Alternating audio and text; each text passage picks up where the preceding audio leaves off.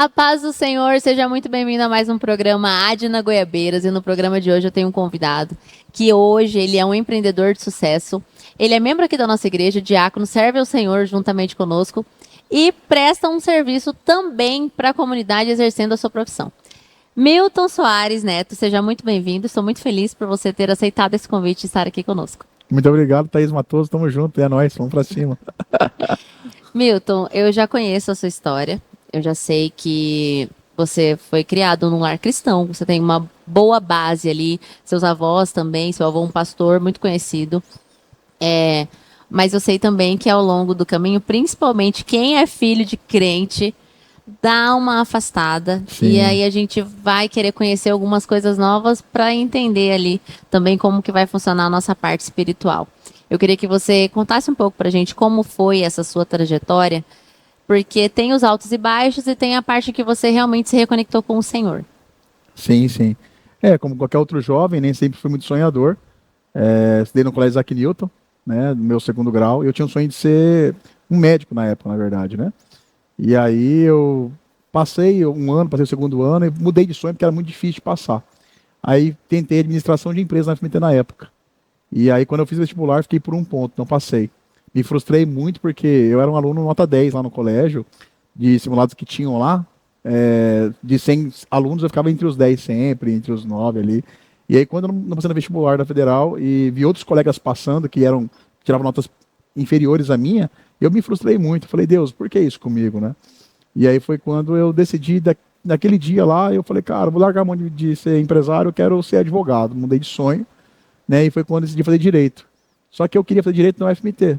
Meu pai disse, não, filho, não vai fazer mais cursinho, não faça cursinho, vamos iniciar logo a faculdade direto. Né? Foi quando eu decidi fazer o NIC na época, né? E aí no meu segundo mês de faculdade, a minha ficou desempregada. E assim, a renda dela ia me ajudar muito a pagar a minha faculdade. Então, naquele momento, eu tive que me socorrer a Deus. Né? Chorei a Deus muito, porque sempre fui uma pessoa muito fiel a Deus, nasci na igreja. Nessa época você estava firme. Firme na igreja, nunca tinha desviado da igreja, sempre músico na igreja, nos conjuntos, né? Participava de tudo, né? Sempre foi uma pessoa que liderava as pessoas na igreja, incentivava todo mundo a ser crente, de fato. E aí me frustrou muito não passar na federal. E aí foi quando eu me socorri a Deus. Falei, Deus, por que isso comigo? Fui chorar, fui orar com Deus. Deus me deu a visão de eu pesquisar na internet quais eram as pessoas mais ricas do mundo. Aí eu falei, quais são os mais ricos do mundo? Pesquisei e saiu lá umas 10 pessoas mais ricas do mundo. Foi quando eu decidi estudar a história de cada um. E eu vi que cada um que ficou muito rico, eles fizeram algo muito simples, venda. Ou vendia algum tipo de serviço ou algum tipo de produto. Eu falei, uau, tive a ideia, preciso vender alguma coisa. Aí o segundo passo da minha pesquisa foi, o que mais vende no mundo? O que mais vende no Brasil? E eu identifiquei que era perfume na época. Falei, uau, boa ideia, vou vender perfume então. Quando eu iniciei a vender perfumes, eu tinha R$ 100 na minha conta na época, era tudo que eu tinha. E aí eu decidi investir, na época, numa empresa chamada Fator 5. Eu comprei um kitzinho, mais 2 perfumes por R$ 100. Revendi os 2 perfumes e eu fiz R$ 100 de volta, reinvesti dinheiro. No primeiro mês de vendas eu fiz R$ 800. Eu era estagiário na época, 8 horas por dia, estava à noite de faculdade.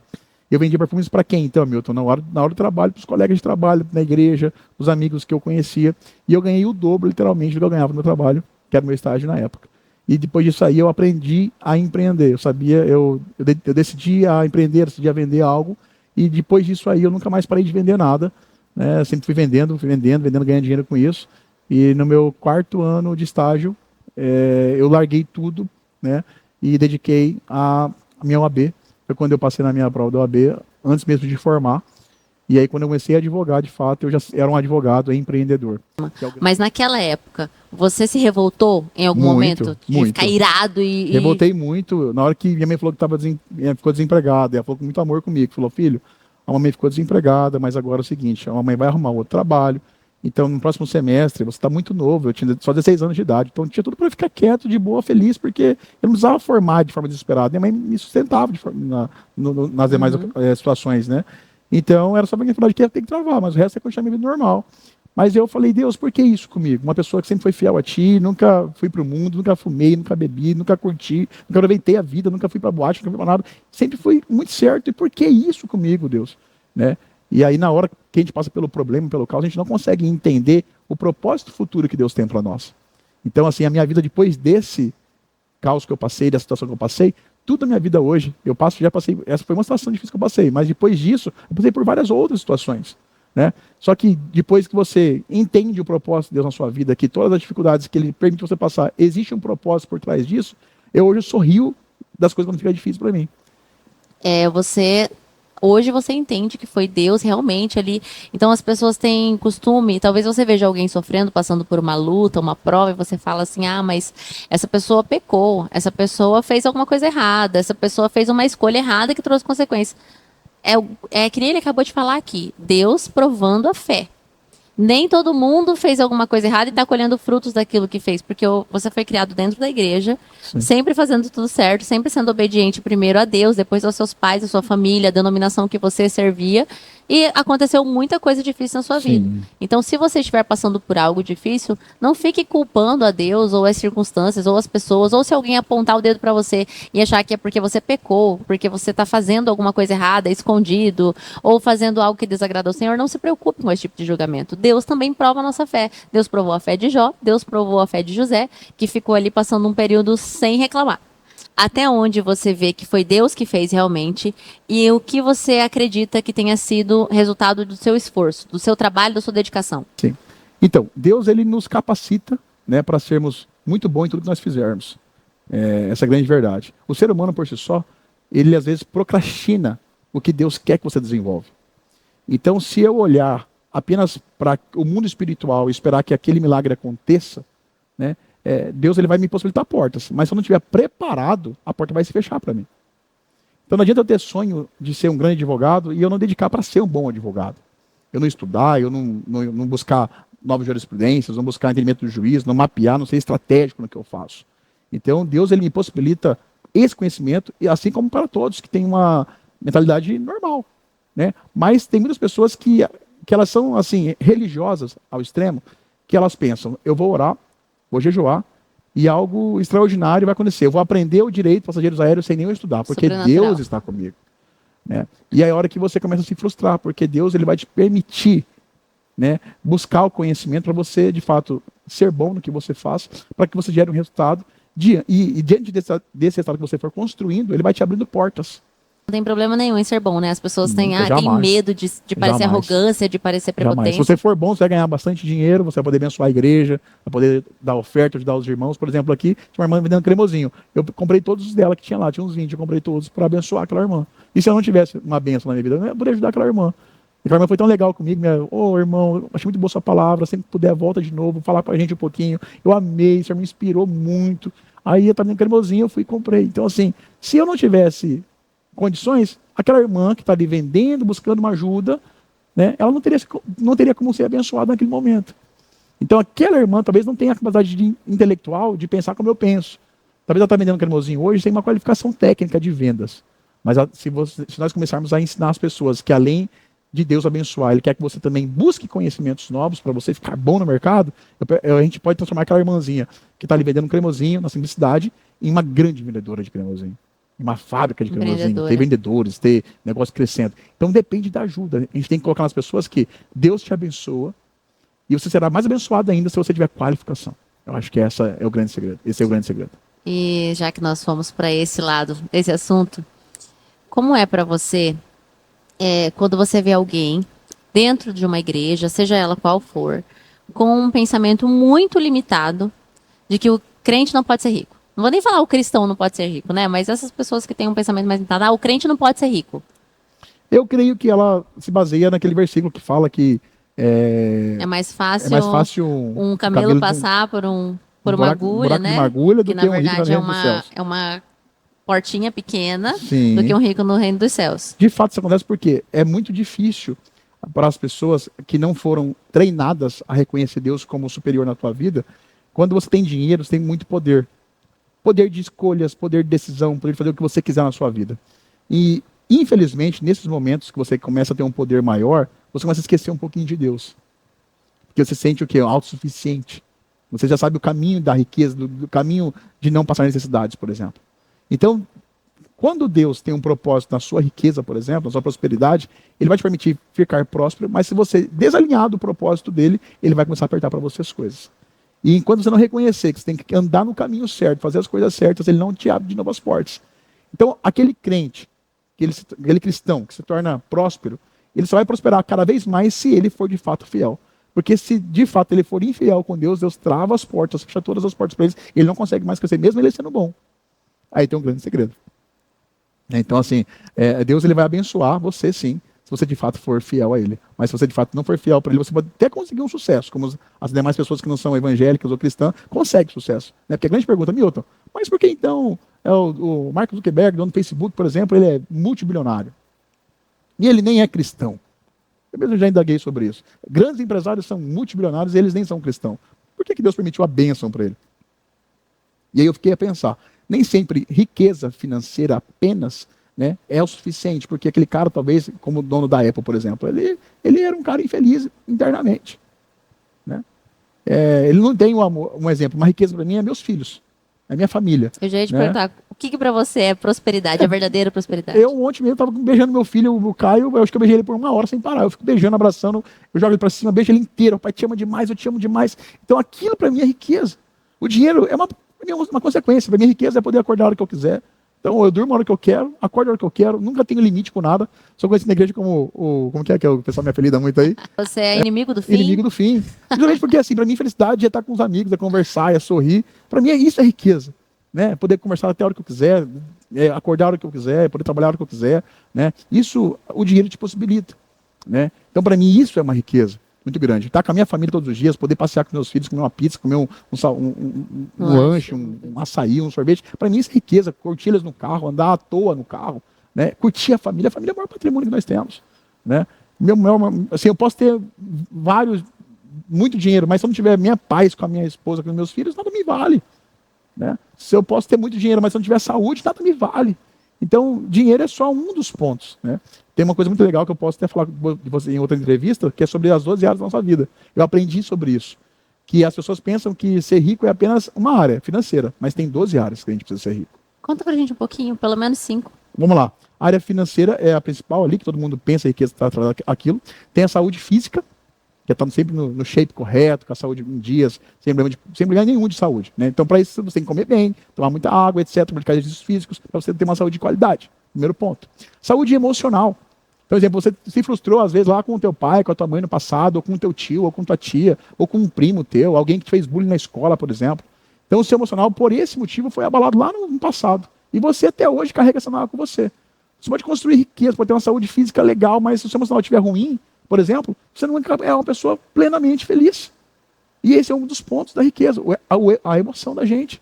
Então, para que isso seja de fato enriquecido, é preciso perdão, por exemplo. Né? Então, é preciso você considerar que você tem de fato aquela mágoa, reconhecer aquela dor, aquela mágoa que você tem e perdoar.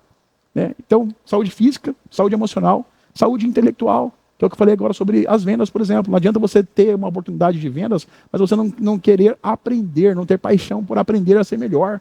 E isso é o intelecto. Deus nos deu o intelecto para nós, de fato, aprimorar cada dia mais. Então, se Deus te deu para você essa intelectualidade, por que você não está usando como tem que usar? É como o nosso corpo.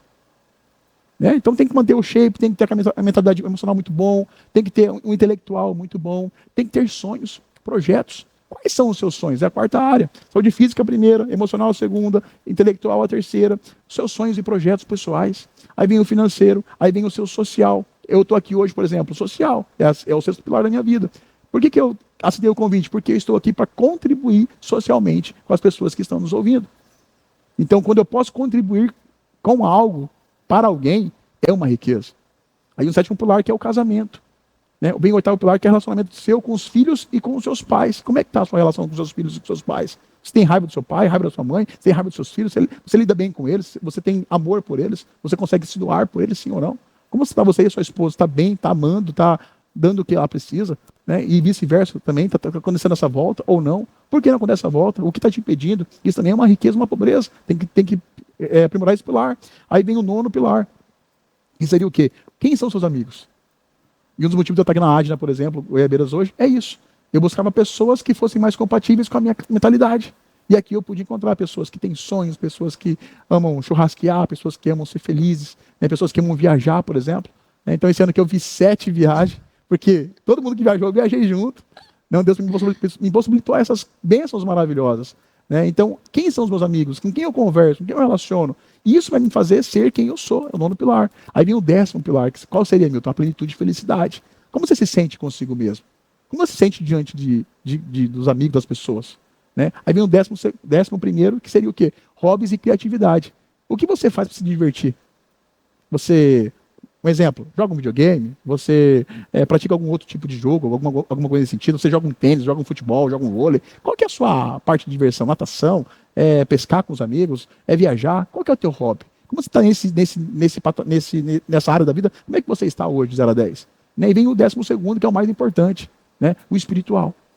Então, eu falei de 12 pilares aqui, muito importantes. Então, se a pessoa tiver a consciência de que tem 12 áreas na vida para ela cuidar, não é só o financeiro, ela vai buscar ser próspera de fato.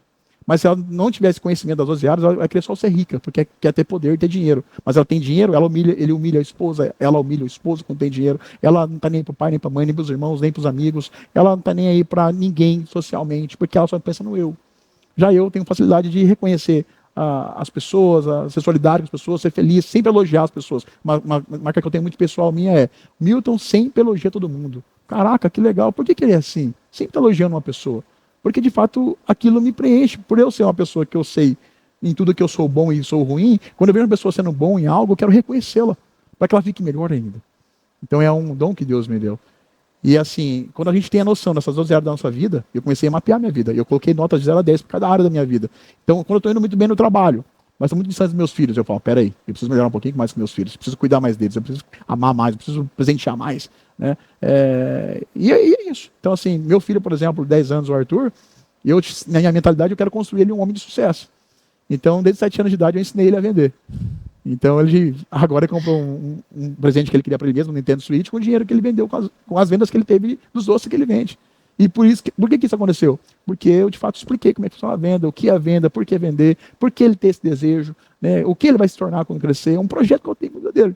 Então, assim, não adianta eu ser um pai maravilhoso, um advogado maravilhoso, mas se eu sou um pai ausente, sou um pai ruim. Se eu não consigo fabricar um filho melhor para o mundo. Então, são áreas da nossa vida. Então, por isso que riqueza para mim é esse conjunto de 12 áreas. E como que você faz para equilibrar tudo isso? Porque tem Maria Helena, sua esposa, tem seus 3 filhos, e aí tem o trabalho, tem a parte espiritual, tem as 12 áreas.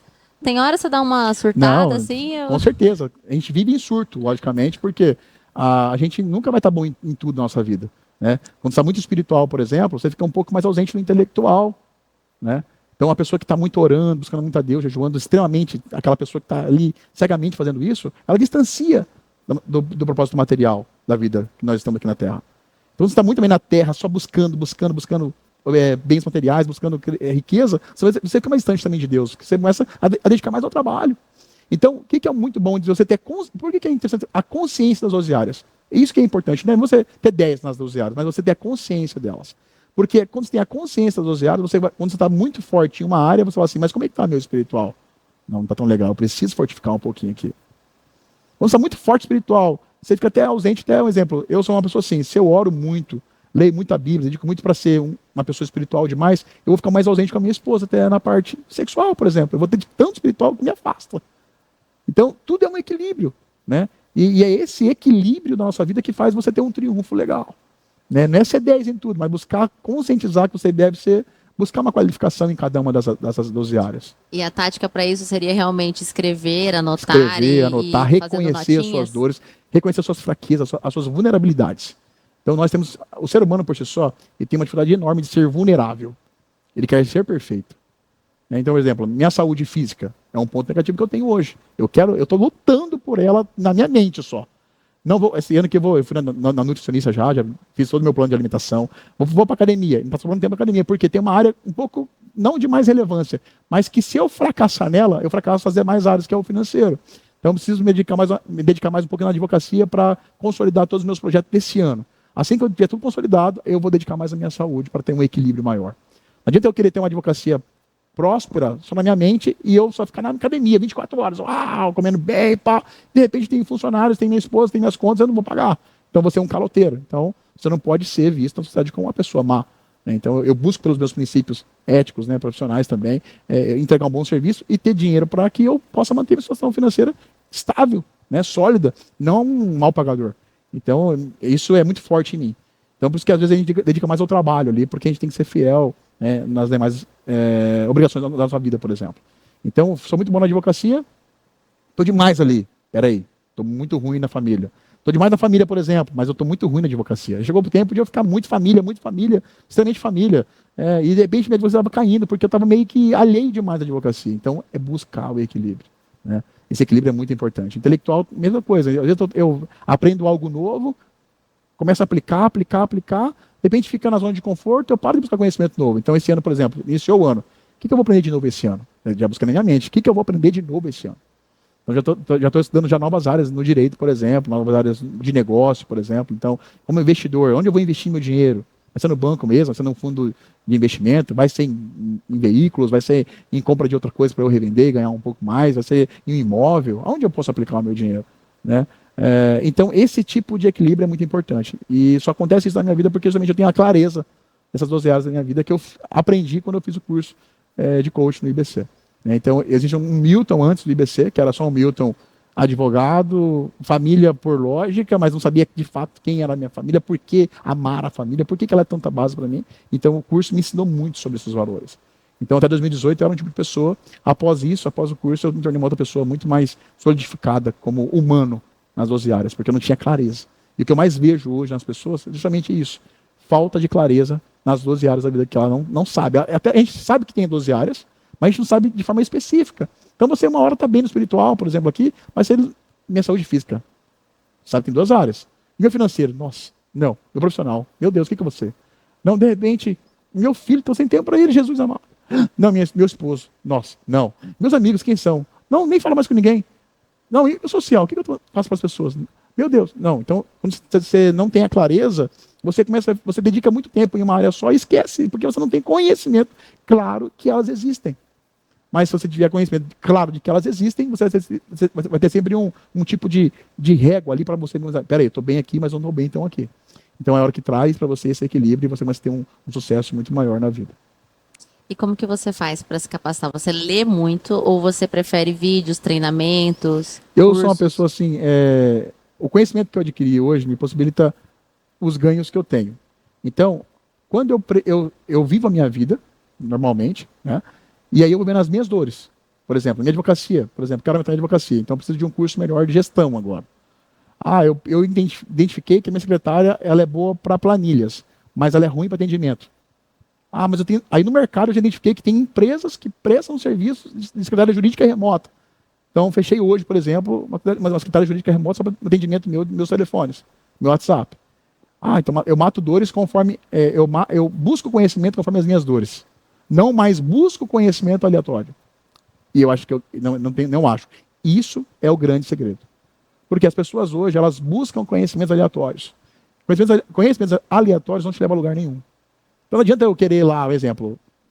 Eu quero ler um livro lá de um escritor cristão. Mas nesse momento aqui agora, eu não estou focado para ser um pastor ainda. Então, se eu dedicar para ler aquele livro, eu vou ser uma pessoa mais sábia, mas aquele conhecimento vai ser meio que inválido. Eu vou ler o livro e vou esquecer, porque eu não vou conseguir aplicar. Diferentemente de um pastor, que está ali buscando conhecimentos cada vez mais na seara cristã. Né? Então, quanto mais ele aprende, mais ele consegue capacitar os irmãos da igreja. Isso é maravilhoso. É um estudo prático. Então, a gente, quando está no mercado de trabalho, não importa qual área você é advogado, é médico, é empresário, qual segmento você é? Você buscar conhecimento profundo naquilo que você decidiu ser, como profissional. Porque quando você se torna muito bom naquilo, você vai ganhar mais dinheiro, mais recursos, e esses recursos possibilitam ter uma família melhor, que é o grande segredo. Não é ter mais dinheiro, não. O segredo é, eu quero ter mais condição financeira para que eu possa dar à minha esposa o que ela precisa, o que ela deseja, aos meus filhos o que eles precisam, o que eles desejam, para eu poder me dar o que eu preciso, o que eu desejo, para eu possibilitar a outras pessoas coisas que elas não teriam se não fosse a minha condição financeira, possibilitar um emprego para uma pessoa. Abençoar uma pessoa na igreja, abençoar um missionário, abençoar uma entidade. Né? Então, tudo isso existe um motivo. Quando você tem um motivo, que não é somente acumular riquezas, mas você transbordar riquezas nas pessoas que estão ao seu redor, faz mais sentido. Né? Então, justamente é isso. Eu acredito que o grande segredo é você buscar conhecimento com lógica. Se eu ficar melhor na minha advocacia e melhorar esse serviço que eu estou prestando aqui agora, o meu atendimento, eu vou ganhar mais dinheiro e isso me fará ser uma pessoa melhor, um advogado melhor, vou ter mais tempo de qualidade para mim mesmo, vou começar a pensar melhor numa estratégia jurídica de um caso. Agora, imagina uma pessoa com dívida, por exemplo. A pessoa que tem muita dívida, ela não consegue ter pensamentos legais. O que ela pensa? Na dívida, no problema. Então, eu aprendi que dinheiro resolve muitos problemas. Então, quanto mais dinheiro você puder ganhar e acumular, você vai ficar com menos problemas. E isso te possibilitar o quê? A mente mais leve, mais tranquila, ela é uma mente mais aberta para aprendizado. Então, quando você tem uma mente mais leve para aprendizado, você consegue pensar coisas que as pessoas que estão cheias de dívidas, cheias de problemas, não conseguem pensar. Então, eu começo a pensar, quando eu estava com um problema grave na minha vida em uma área, por exemplo, lá, financeira, no passado, eu não era tão criativo como eu sou hoje. Então, o que eu queria ganhar naquela época lá, hoje eu dispenso que é a faculdade. Né? Tem coisas que chegam, Milton, você faz esse tipo de ação? Não, eu não faço. Né? Então, assim, tudo isso porque eu aprendi a identificar táticas. Né? Eu estudo apenas aquilo que vai me fazer melhor aonde eu estou buscando naquele momento. Não faço estudo aleatório. Não leio assuntos, por exemplo, Milton, você vai estudar sobre, sei lá, apresentar um programa. Não vou, porque não é a minha área. Milton, sobre roupa. Não vou, porque não é a minha área. Né? Milton, sobre emagrecimento. Não vou, porque não é a minha área. Tem gente que é uma pessoa que quer saber de tudo. Então ela vai... conhecimento, mas não serve para você. Não serve para você. Logo, ela se frustra na vida, porque ela fala, nossa, eu estudo tanto, e eu não consigo ser tão assim, inteligente como você, que eu ganhar. E eu identifiquei justamente isso. Pessoas que acumulam conhecimentos nas áreas erradas. Né? Pessoas que acumulam conhecimentos sem propósitos. Sim. Então, o grande segredo, acumule conhecimento naquilo que você tem um propósito para converter o conhecimento no resultado. Nós estamos partindo para o final dessa entrevista e eu gostaria que você deixasse uma mensagem para alguém que talvez esteja nesse momento perdida, que talvez, além de estar longe de Jesus, esteja perdida profissionalmente, esteja bloqueada, sem ideia, sem criatividade. O que você pode dizer para que seja uma chave na vida dessa pessoa hoje? Primeiro ponto, tenha clareza no que você deseja para você. Então, quando eu tive meu primeiro sucesso na minha vida profissional, pessoal e financeiro, foi porque eu queria muito ser alguém na minha vida como um profissional. Ser um advogado, por exemplo. Então, para que eu fosse um advogado bom, eu teria que pagar minha faculdade de Direito. E como que eu ia pagar sem dinheiro? Então, o que me fez ganhar dinheiro vendendo perfumes na rua, por exemplo, foi querer formar em Direito e ser um advogado na minha vida um dia. Então, quando você tem um propósito muito claro, que você quer conquistar, fica muito fácil para você realizar o que precisa ser feito. Então, vender para mim perfume não foi algo difícil, nem impossível, porque eu queria ser o quê? Um advogado que eu sou hoje. Então, se você tiver um propósito claro, você vai conseguir muita coisa na sua vida. Mas se você não tiver clareza do que você quer de fato, você vai sempre ficar batendo cabeça em lugares errados. Então, primeiro ponto, defina o que você quer. Claramente. Tenha isso de forma forte. Que após isso, Deus vai te orientar, vai te capacitar. Você vai buscar conhecimento, Ele vai abrir para você portas, você vai ser uma pessoa de sucesso, com certeza.